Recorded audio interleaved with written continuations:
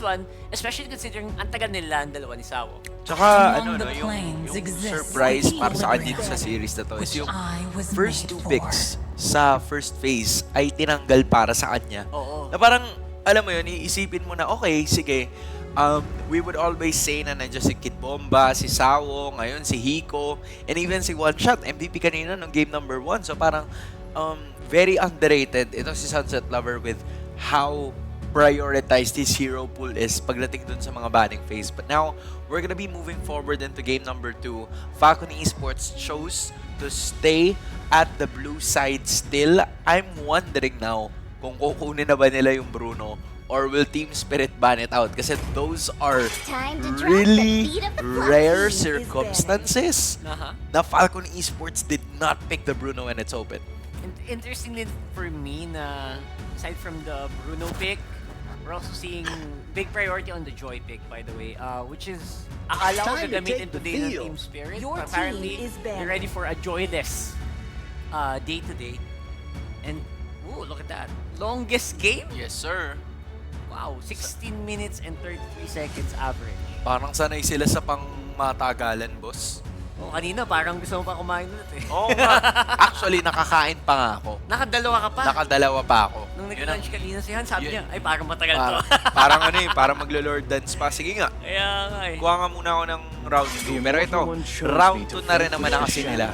And, you know, if you are Coach Bren, you're gonna have to be happy with that performance. Pero ito na, tinanggal na pala yung Bruno, pare, tsaka yung Suyu. And now, leaving the Zushin wide open. They're gonna try to retrace their steps. I'm talking about FCON Esports. Team Spirit, nandyan pa rin naman yung Hilda. Nandyan din naman yung Hylos. It could be a very good combination for the roam kasi sobrang bilis ng ikot nyo nun. Wala nga lang way out, but you have two tacky frontliners if you ask me. Actually, ganda din yung Hylos kasi you can also combo that. In case lang in case gusto nila mag-Bane ulit, bago sila kunin na M6 skin si Bane. Diba? Pag nag-champion sila, kaya nila ginagamit. Pero this is a very early showing. You know what? I'm okay with this one. Kasi yung Zushin, parang it's a good counter towards the Zushin na hindi ka talaga mahuli ng sobra. There goes the Hilda. Right? It's at least easier to move. Pag mas mabilis ka kasi dun sa paro-paro skills ng Zushin, parang mas mahihirapan ka talaga makuha. So I think the idea here for Coach Bren is that let's give, I'm gonna give you guys faster heroes so that you don't have to worry about that. But a way that Coach Nyo Chao and Coach RC tried to go with this one is, sige, latagan natin ng glorious pathway para makaabot tayo sa speed na gusto nilang gawin. And in addition, let's give them a hero na ginamit natin kanina ng game number 1. So at least 2 heroes out of the 3 na ng FCON Esports ay i-retrace lang nila. Kuha lang ng Hylos sandali. Pero teka, ginamit din nila yung Hylos nung game 1, di ba? This is literally same 3 picks. Yeah! Same 3 picks here, pero wrong or ibang order lang. They saved it a bit for later. Yung Phoveus, in this scenario, mid lane is good as well. They can probably pick up Aurora here. And it goes. There you go with Aurora. I think it's... With a replay, tingin ko... Ano ba? Kaya ba? What if sila naman mag-Bane? No, I'm just kidding. Pero it can happen. Yeah. Tapos meron pa rin kasing Alpha eh. Paano pag nagpalitan lang dun dalawa? Diba? Ay, hindi pala. Hindi kasi may Hayabusa na yung kabila. Oo nga, may Hayabusa na. They're probably gonna wanna ban out some gold laners kung gusto nyo mag-testingan talaga. May Granger pa. Test the waters, di ba? Yeah, for sure. I'm even thinking of like what the possible matchup could be here para kay para sa Team Spirit kasi I don't think I've seen Hiko use the Moskov. I'm not sure. Maybe one game. Maybe 1-2 games, right? Pero nasa primary choice niya ay yung yung Bane. Sabi ko na naramdaman nila na parang may namumuong may namumuong tropical storm. So wala, iwas natin, ihilag natin sa Bane. Pero ito na, nagtatanggalan ng alas yung dalawang team. Wow, how is this happening? This is funny. This is what happens when finally nakilala nila yung isa't isa. They finally found out, you know what? Ito pala ang vibes nyo today, Ito pala ang, this is how you wake up today. Ganito pala kayo mag-play, Pero sige, ibanat na lang din natin Okay, para mainit-init dahil nandito na rin naman si Hot E. Anyway, to continue, I feel like this is really a shot para sa side ng Team Spirit na medyo See value in me? i-decrease palalo yung choices. There goes the Fredrin. Tanggalan ng mga makukunat na heroes. I mean, at some point, I think it works. Pero in their idea kasi, baka mahirapan din yung Hayabusa upon scaling if the Fredrin is there. So might as well just take it out. Isip ko, ano magandang jungle dito ngayon. Honestly, it's a little hard for me to find out a good jungler here for Falcon. Di man bagay yung link sa mga ganitong compositions. Some other junglers are definitely... You want high damage output. Kasi yung kanina yung pinaka-problema ng Falcon. Pansinin nyo guys, ang kukunat nila pero yung bawas nila si Benny lang, dun sa Bea. Yeah, Sawo, what are you gonna use now? Kasi pag nag-tigreal ka dito, literal na ano ka lang eh. Hit? Huh. Para lang matakot na lumapit. It's just a threat. It's a big threat. Yeah, it is. I'm just thinking kasi Zushin yung kalaban niya. So baka bago pa siya makalapit, Mahirapan din siya, no? binalibag na siya. Yun lang yung naisip ko. Kasi True. I'm thinking of like other roamers. Like Tigreal, not the best choice kasi andyan nga yung Zushin. Yung Jawhead, siguro unahan na lang. Diba? Yan lang ang nakikita ko dito para sa Jawhead pick dito na side ng Team Spirit. But they're probably basing it also on what the jungler is gonna be for Falcon Esports. Because again, the alpha is available. The euphony of suffering. It's a But the Granger. Granger is also available, right? Okay, why not? Really, really good hero right now. Another damage jungle would be great. I think yun yung pinaka-option nila dito. And, I am the apex of myth and okay, Yeah, alpha. still alpha. Now I got to thinking. Kasi Granger would have been available para sa Team Spirit, right? But they chose to not pick it up. Maybe mas komportable si Hiko na gumamit ng Beatrix, right? Beatrix could be a choice. Maybe a Harith even kasi nung sa kanilang local tournament, whenever Hiko uses the Harith, it's 16-0, bro. 16-0. Nagwawala. Insane. So I'm thinking of like either a Harith or a Beatrix. That's definitely the easiest choice here para kay Hiko. So there you have it. That is it. Granger going up against Beatrix, Jawhead in the roam, and Falcon Esports. 4 out of 5 heroes nila no game 1. They're using it in game number 2. Let's see if it works or if it doesn't kontra sa Team Spirit. Casters, pass out. Sa muli nilang paghaharap, same formulation nga ba or same result ang makikita natin? Muli kami makasama nyo at Ina nga pala together with Umi na pagdating sa draft ay tila ba may certain expectations din tayo. Oo, and I think this is the time where we say na ito yung rason kung bakit nga ba world-class coach si Coach Bren. Grabe, napilit yung alpha na yan at parang pina-replay niya, pina-rewind niya kahit hindi siya si Ding Dong at si Marian yung game 1. Tama naman din ha, nakita natin yung ngitingan kanina lagit bombe. Isang ngiti na yun, sobrang dami nang pwede maging meaning. Meaning na alam na nila kung paano tatakbo ulit yung kwento na ito. Rewind nga lang din ba? Or para dito sa Falcon Esports, certain adjustments lead to a different result na nga ba? Pero kasi, as we've mentioned, nandyan pa rin yung main na tinitignan natin ng Hero for Dax na tila ba dinikta na ito lang yung pwede mong gamitin talaga. Oo, sobrang diktado yun.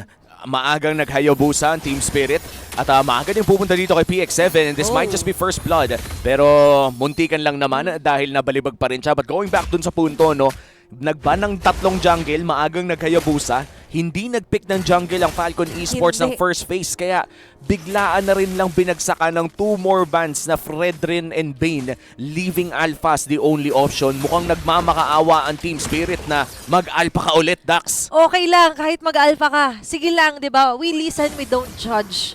At ngayon, bumalik na naman sila kay target na Dax!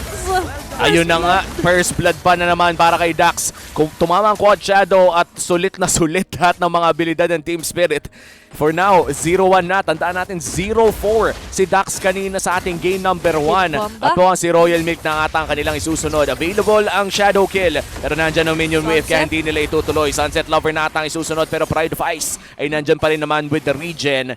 And Team Spirit mukhang mas mabilis ang kanilang pacing ngayon with the Jawhead and the Hayabusa. Mas mabilis yung yung sync nila ngayon compared to game number 1. Nung game 1, nandun pa rin yung alam nilang lamang sila, but still hindi yung ganun kalalim na mga attempt. Especially onto Royal Milk dun sa XP lane. Pero looking forward nga ba, kung na-gets na ba ng Falcon Esports how to counter out Kin Bomba right now with the Hilda. Kasi ito lang at ito, yung gagawin talaga ng Hilda all throughout the round. Try to hunt the Jushin as much as he can. At katulad niya, hahabulin niya lang, titignan, give information, habang dito, sa may pagong tayo muli magkakaroon ng mga silipan muna. And I do think this is a give if your team spirit. Malayo na ang jungle mo. Bigay mo na lang to, nakawin mo lahat ng pwede mong nakawin. And that's gonna be still the turtle going to the hands of Dax. Pero mukhang ang orange buff niya ay delikado. Delikado din dito. Si One Shot, kailangan na niyang umalis. Squad Shadow is available. But look at the damage coming in from Benny. Hindi naman siya babagsak pero nandyan si Hiko para dumepensa. You need that certain reaction na nga lang din from Benny. Just to prevent na nga lang din yung somehow sell one turtle, get all na ginagawa dito ni One Shot. Diba? Ginawa niyang bargain eh. At hindi magandang bargain yung for Falcon Esports, especially na napapabayaan, nabibigyan ng sobrang laya na advantage earlier si One Shot nga. Pero as you've mentioned, babalik din naman tayo dun sa trend na si Kid Bomba pa rin ang isa sa pwedeng maging sakit sa ulo talaga hanggang dulo ng Falcon Esports. Pero mukhang si Sawo nahuli dito na mag-isa. Might just be a kill pero grabe naman yung movement speed at pati na rin yung shield. Hindi pa rin nakakahanap na score dito ang Falcon Esports. Mukhang objective gaming muna ang kanilang call. Pero kay Hiko pa ba napunta? Hindi. Pero gagamitin niya rin sa apat ibang last hit. Yun ang galaw. Ganon ako nung una kong tinry ang Renner's Apathy. Minions muna. Priorities muna. Pero ito yung priority din ng Falcon Esports aside from Kid Bomba. Pinalitan lang nila yung Beleric, pero this time, sobrang bilis nung pinalit nila. Sobrang likot. And aside from that, may mga pwedeng mga single pick-off play na i-attempt Ethan's Beam Spirit, which is what Falcon Esports is actually preventing. One shot, medyo delikado, pero grabe naman yung spray doon ni Hiko. Pero yung Renner's Apathy mukhang hindi pa naman kakabit, and that's gonna be Dax going down once again. Grabe naman ang team spirit. Nahanap na naman si Dax. Kala mo Ice Bucket Challenge eh. Nagyayelo ka na nga. Pinaulanan ka pa ng tubig. Hindi na bala yan eh. So just imagine kung paano talaga na-catch doon ng Falcon Esports. At yung kaninang ang bargain, nakita natin ulit na ginawa ng Team Spirit. And Team Spirit in this game, mukhang mas mabilis ang gusto nilang pacing. Naging okay naman yung pagpasok doon ni One Shot at yung combo ni Sunset Lover. Of course, the Frigid Glacier landing onto two people, napaka-importante nun. Pero Falcon Esports pa rin naman ang mauuna dito sa may bandang pagong. This is gonna be the second turtle of the game. At mukhang magiging trade-off dito ni Team Spirit ay pressure doon sa may bandang ibaba. I'd say that's a trade won by Falcon Esports. Pero si Hiko isang bala na lang pero nandyan naman ang kanyang mga tropa. Hindi daw pwede sa ngayon. At ang ganda rin talaga ng pag-pushback ni Sunset Lover dito. I love na spammable lang Aurora nga. At nakikita natin talaga na sobrang na-maximize sila yung Heystone and even yung pang-push nga nila dito. Yung Frosty Breeze rather.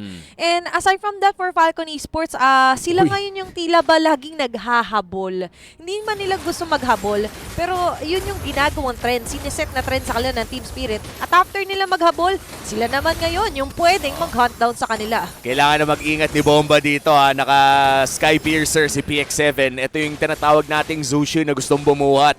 And usually kapag maaging Sky Piercer ng Zushin, hindi na-expect ng mga tao na pwede palang mag-snowball until mangyari na. Pero si Sawo, Benny, makakadash naman palayo. Nagamit na nga ang ulti dito. Pero yung Renner's Apathy kakabit naman kay Kid X. And here comes the Death Sonata. Pressure coming in from Falcon Esports pero kailangan namang umalis ng Team Spirit. At makakaalis naman sila. And so far yung Jushin with the Sky Piercer, una kayo nakita actually kay Super Friends pagdating sa FIL Philippines. And yung adjustment or rather yung naging additional kasi nun na panglason, pwedeng makapanglason last hit na nga lang din. Sobrang laking bagay kasi nga nabababad mo, di ba? Pero yung babad din kanina ni One Shot sa jungle ay medyo natcheckan na siya. Dito nila Royal Milk. Trade lang ata, nanakaw din ata ng Falcon Esports ang kanyang purple. Nagkapalitan lamang. Makikita naman natin kung may purple dito side ng Alpha. Pero sa ngayon ay ang sigurado ay nagkaroon ng vertical na rotation yung dalawang jungle natin. Nagkabaliktaran sila. At regardless kahit saan sila mapatungo ay Ganun mag-e-end pa rin. up pa rin naman dito sa ating last turtle of the game kung saan mauuna ang Falcon Esports. Hawak nila ang pace ng larong ito. Lamang sila ng 1,000 but this is also what Team Spirit wants. Patagalin lang lamang ang laro. Hanapin lang nila ang mga targets at mukhang hahanapin na nila yun ngayon. At bandang huli, sila pa rin naman na magkikita-kita. Sakto na nga lang din ngayon nila ilalaban yung Turtle. Getting 1 kill habang hindi pa yata tapos ang paghahabol. Oh, yan hahabulin na rin si Kid Bomba. Tandaan natin, Ang may ganda ng Sky Piercer position to. At dito. parang ganun lang, yung Zushin ay nakakuha na ng kill. Si Kid X na ata ang isusunod nila. Pero si Sawo nag-aabang ng potential na maibabalibag. Pero papasok na muli dito si One Shot Render. Sapati mag-connecta! Connect! And that's gonna be Dax going down once again. Team Spirit, paulit-ulit lang hinahanap si Dax. Grabe yung fighting spirit din doon ni Hiko. Nagabang siya eh. Kaya mo mamigyan yan one shot. As long as pumasok yung one shot of Renner's apathy, that was it eh. Maililista talaga. Meanwhile for Falcon Esports, mas ramdam natin ngayon yung fight back nila, yung jab back nila dito sa Team Spirit. Most especially, nagkaroon talaga ng adjustment pagdating sa nagiging rotation nila. Imbes na kanina, more on the safer route lagi, yung mga dinadaan lang ngayon.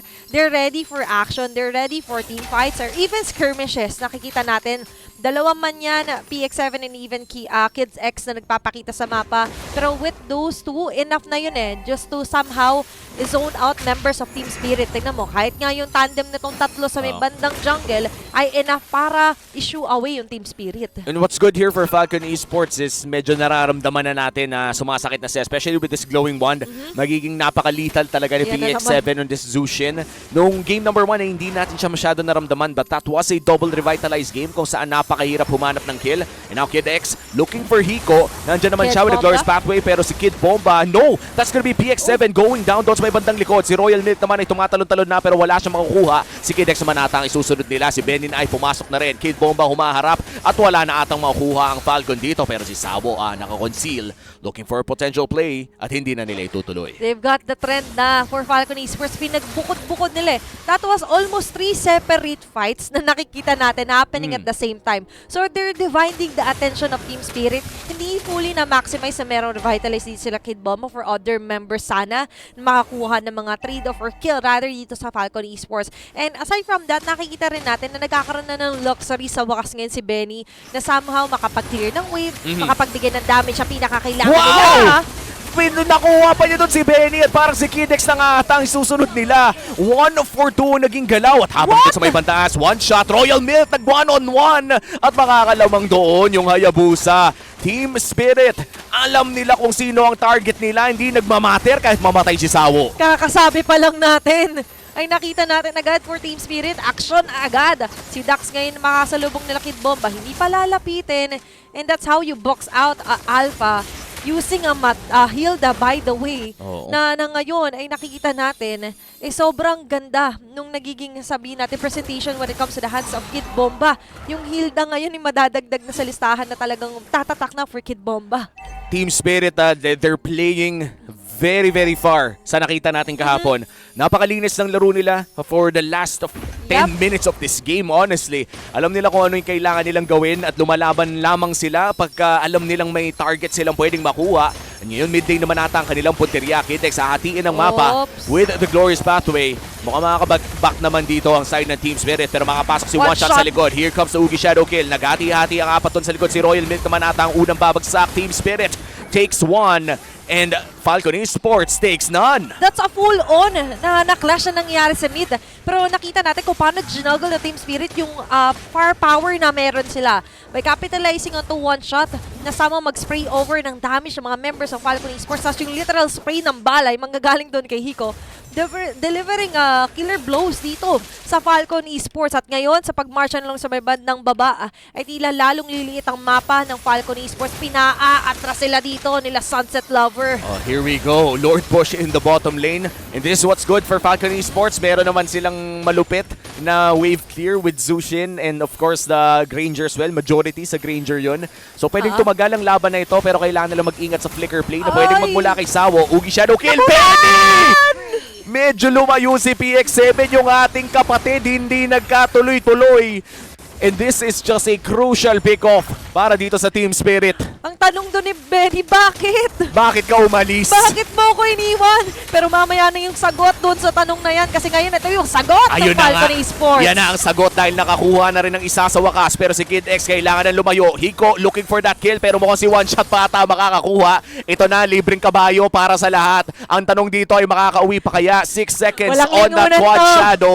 Wala nang lingunan. Alam mo na yan, hinihintay na lang ni One Shot. Bilangan na nga natin. No? Parang 1, 2, 3, 4, 5, Savage. Ika nga Ay, ni oo. Idol. Flow G. Flow G, ayan, mega kill. Napatagal lang. Grabe no, very real G talaga dito ang ginawa ni One Shot, getting a kill onto Kid X. Parang may konting ano pa yun torture, mental torture. Oo. Kasi habang hinabol niya, ay may farm pala dito, kuha mo na ako. And that was it. Tsaka masama nun, parang mas lalo pang na-delay na makakapwesto siya sana around that Lord area Oo. kung sakaling mas maaga siyang namatay. Parang pakiramdam ko pagka ganun, just take the L. Like, wala naman nang liligtas sa'yo. Patay, mag-ano ka na lang, hayaan mo na lang na magpakil ka na lang. First stage is acceptance. Oo. I-accept mo na lang muna sa ngayon. Sa ngayon, para lang makaabot ka ng mas maaga sa Lord. Kasi Tignan mo, tulad nauna yan, sa pwesto. diba? Perfect example. Nauna na naman dito sila Kid Bomba. And for Team Spirit, that certain seconds na na-delay man nila, sobrang laking bagay. Pero ngayon, laking bagay din na grabe yung damage si Hiko. Just targeting the Lord. Di pa nila nire-reset ito. Pero nandun, nakalikod na rin. Dito sila one shot, nag-aabang. Kapag may sumilip dito, sure kill. Oo, hintayin siguro nila na yung magbato na naman ng ultimate. Tandaan natin, Team Spirit, medyo gumagaling sila mag-Lord Dance. Hindi ko alam kung maganda lang ba ang gising o dahil ba prime time sa Amerika ngayon at prime time sa EECA ngayon. At, Prime time eh. Yan pala ang kanilang magandang gising. Kapag umaga pala yung laro nila, iba ang talas. Iba talaga yung gising at gising na gising din dito sila Kid X. Sumahabol kay Hiko! Ayun lang, si Hiko tinunaw yung one backline shot? tapos may shadow kill pa doon sa likod. Si Dax ay napilitan Conceal? naman pero may conceal pa na magagamit dito. Royal Si Royal Milk. Milk ay naiwan na doon sa may bandang frontline. Team Spirit, libre na tong Lord na to. Ano ito talaga yung pinaka-active time sa body clock nila. Oo. Kumbaga, ito na yun. Swak sa ano to? Gising na gising ang diwa. Swak sa time slot. Oo, ganun din pala yun. Parang sa atin, di ba kanina, nararamdaman natin nila Rockhart yung struggle. Oo, okay. Pero pag na-warm up na at nakasanayan mo na talaga, itong body clock nito or ito yung kinaka-oras nyo talaga na nakasanayan, ay nararamdaman mo iba yung energy levels. Oh, iba din yung decision making, fam. Ito yung mapapaisip. Team May- Spirit, legit hindi sila ganito kahapon. Oo, magandang gising at may tulog talaga sila. May homie. tulog, men. Sabi lang maaga, nung oras yan dito sa Southeast Asia. Prime time para sa kanila. And Team Spirit, it looks like they're gonna push down mid lane. Meron naman silang pampush nito ng mabilis at may Lord pa doon sa may bandang itaas. At ayan na nga yung Beatrix na nakamalepik. Konting rocket na lang. Oo, di ba? O yan. Yan yung advantage ngayon ng malipik gun, rather nakamalipik gun na nga lang din na Beatrix. And aside from that guys, yung mga binabato-bato niyan ng mga pabomba na bala, sobrang laking bagay na ang ganda ng splash damage onto the members of Falcon Esports. Speaking of which, ito na nga yung damage at yung Lord nakakatok. Sawo, binato si Royal Milk at bigla lamang sumabog. Hiko nandun pa rin sa likod. Pumipigit lamang yung Kid X. At si One Shot nandun na rin sa likod at mukhang hinahanap na nga nila ang base. Hiko bumili pa ng Wind of Nature pero hindi na ata kailangan yun dahil nirarakit na niya. Alam mo kung bakit? Si Bax, mukhang si Dax ay bibigyan ng Hiko ng racket. At papasok na nga sila dito mula sa base. And that's the second game na mapupunta sa Team Spirit. Kung gaano kalinis, gaano katahimik ang game number 1. Ngayon naman ay siniksik-liglig primetime MLBB para dito sa Team Spirit. That's the spirit talaga. Oo. Primetime MLBB para sa region nila. Oo. Kasi kung titignan natin yung oras, sakto mga 7 siguro doon ngayon. Maaga pa to in gamers time sa Southeast Asian players eh. Maaga para sa atin, prime time para sa EECA. Nandun Yan ang na. schedule.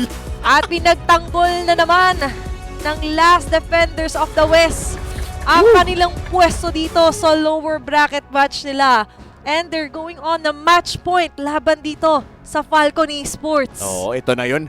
Biruin mo, out of all of the predictions, napakamukhang burado muna ang mga expectations. And I have to say, Athena, ibang klase ang laro ng Team Spirit ngayon. Alam ko tumatawa-tawa ako dito pero legit Grabe. 10 out of 10 seriousness. sobrang lupit ng improvement ng Team Spirit mula kahapon sa ngayon. And I sure mag-a-agree sa atin yung mga audience natin na nanonood ng ganito kaaga. Salamat sa pagsama sa amin simula Obviously. kaninang game number 1. And it's a different story by the way talaga sa Team Spirit yesterday. Pero syempre to open up the story sa nangyari sa game number 2, ikukwento yan sa atin sa mga naging kaganapan ng ating panel na si Hans at si Rockhard. Okay, so ito ang Scene 1, Episode 1 ng Conversations with Falcon. Si Rockart yung Falcon.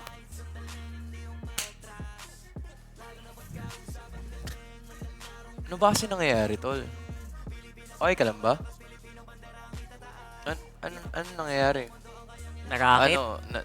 Narakit ka? Narakit. Narakit? Oo, boss. Bali, anlibawi na lang to. Anlibawi ka na lang? Anlibawi naman eh. O, sige. Oo. Sige, pagdaanan natin, ha? Ano bang items? Ano ba yung nangyayari? Bakit ganito yung ganap? Ba't parang medyo team spirit play na play sila today? Ano ba nangyayari, Rockhart? Boss, ang sakit ng Bea eh. Sakit ng di ba abot si Hiko? Hikomania po. Hindi ko alam kung paano nila ginagawa to. Masterclass again by Coach Bren. Classic! Alam mo, sa totoo lang from a viewer standpoint, hindi ko maintindihan. Sorry, rant session to guys. Rant session to. Kami muna. Enough about analysis. Mamaya na lang. Mamaya na guys. tayo mag-analysis. Hindi ko maintindihan kung bakit pinart 2. Ito kasi, ako pinanood ko yung game, both games. Kinumpara ko yung dalawang Beatrix player kasi inagaw mo yung hero ni Hiko. Dapat maayos yan, di ba? Tama, inagaw. Nasaan yung ayos? Si Benny, Anli Rockets. Anli Bennett. Alam mo si Hiko, kulang na lang magdagdag pa ng isang barel. Lahat na ng barel ni Beatrix, ginamit niya sa larong. Legit, ginamit niya lahat. Legit!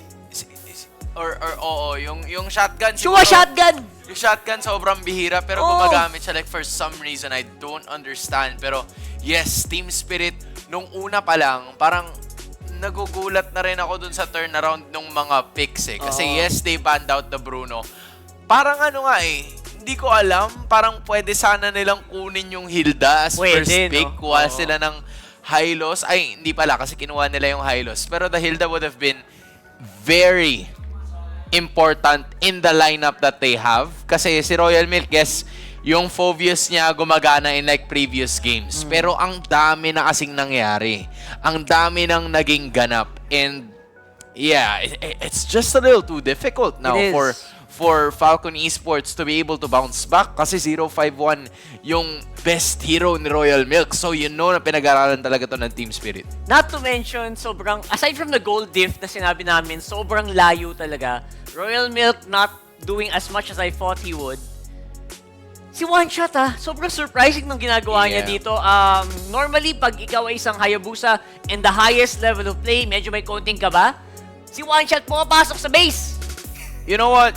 And to add, Beautiful. and to add to your point, I think nakatulong talaga yung idea ng Team Spirit dito na kumuha ng mga sobrang gagaslaw na hero. Na yung hindi matataya ng Zushin.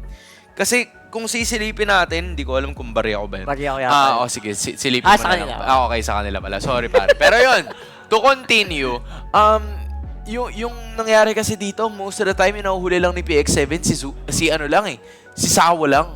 Parang parang sa ibang mga pagkakataon, wala tayong nakita na moment na nahuli si Sunset Lover, nahuli si One Shot, si Kid Bomba nga parang na-outspeed niya pa yung Zushin. Minsan yung Glorious Pathway na-outspeed niya rin, di ba? So parang it really was difficult. And then Hiko understanding na hindi niya naman kailangan lumapit at all times para makapag-contribute dun sa damage output. Kasi alam niya kung kailan siya kailangan at alam niya yung time na hindi pa. Sige, farm muna ako para mas lamang ako kay Benny in terms of the damage output. Pero to be fair, masakit din naman si Benny nung mga ilang instances. Pero they were just unable to capitalize on the damage output na binibigay niya during that time. Tsaka yung Sky Piercer ni PX7 naging ground piercer. Yun nga. Hindi umangat, boss! Yun nga, Ewan sadly. ko, ang sakit, ang sakit. Ang Ay- sakit panoodin. You know, I think, to be fair, yung Sky Piercer would have been effective if nabababara niya yung mga heroes. Lagi. I think it just wasn't as effective or yung entire skill set ng Zushin kasi wala siyang ibang tatamaan eh. Wala siyang ibang punto na pwede sana na maging beneficial for them kundi yung Jawhead lang. And even when the Jawhead is out, Alay na lang kasi. 'di ba? Kahit sabihin natin na alay yung Jawhead, mag-1, mag+1 or sila yung mabawasan ng isa or makabawas sila ng isa, ayos lang because they already have the Hilda na dala nitong si Kid Bomba that's gonna be tanky enough. Wow. And then in addition, akala ko si Akala Sunset ko din. Lover, si One Shot pala with the assist. Kinabahan ako dun. Hanggang sa laro uma-assist pa rin. Sino na? Nice assist! Nice assist! Nagulat ako dun ah. With the alley-oop! Hindi ko in-expect yun ah. Okay lang, okay lang. Super deserved. Like I mentioned kanina, hindi mo siguro mapapansin yung 7-1, but he was actually outputting so many kills in that game. So big props to Mr. One Shot here, looking and feeling good. Pangalawang In this beses na yan, boss. Pangalawang beses niya ng MVP. Oo. Like, who would have thought that this guy would show out in this series immediately? Galing. Just an amazing space given by both Kid Bomba and Sawo. At umabot din talaga sa punto na yung draft talaga nagpapanalo sa kanila. Coach Bren literally forced Coach Nyo, Chao, and RC to use the same 4 heroes with, you know, minimal adjustments. And knowing na it was a losing draft in game number 1, parang ang hirap kasing i-execute nun, lalo ngayon na itong Team Spirit had an idea on what you were doing during the past game. Honestly, pinakitaan lang sila ng Team Spirit straight up kung paano maglaro ng Bea. Aside from that, like moments like that is just caught on camera, beautiful na beautiful. Ipa-frame mo na yan. And kita mo naman, hindi talaga din nila maabot si Hiko in this scenario. Everyone was retreating. And pag tumatakbo kayo at nagkakalat-kalat kayo, yun yung best moment para sa isang Hayabusa para magwala. Oh, for sure. Because, again, everybody else is isolated. And then, I really like the fact that they picked up the Hayabusa as early as possible. Second nung pick, no? nag-pick up ng Zushin. First Because the pick. Zushin, you know, is gonna come out immediately, right? So, first pick Yeah. Zushin. And then Hayabusa was just right there. First pick din siya ng red side. And then all of a sudden, it was done and dusted. Parang, nakuha mo na kasi yung yung potential na magiging sagot mo dun sa Zushin. So all you needed to do was to just get a lot more of those heroes na hindi talaga magiging problema sa Zushin. Obviously, whether it's the Tigreal, whether it's something else, mahuhuli talaga yan. Pero kayo, hindi rin kayo pwedeng magpahuli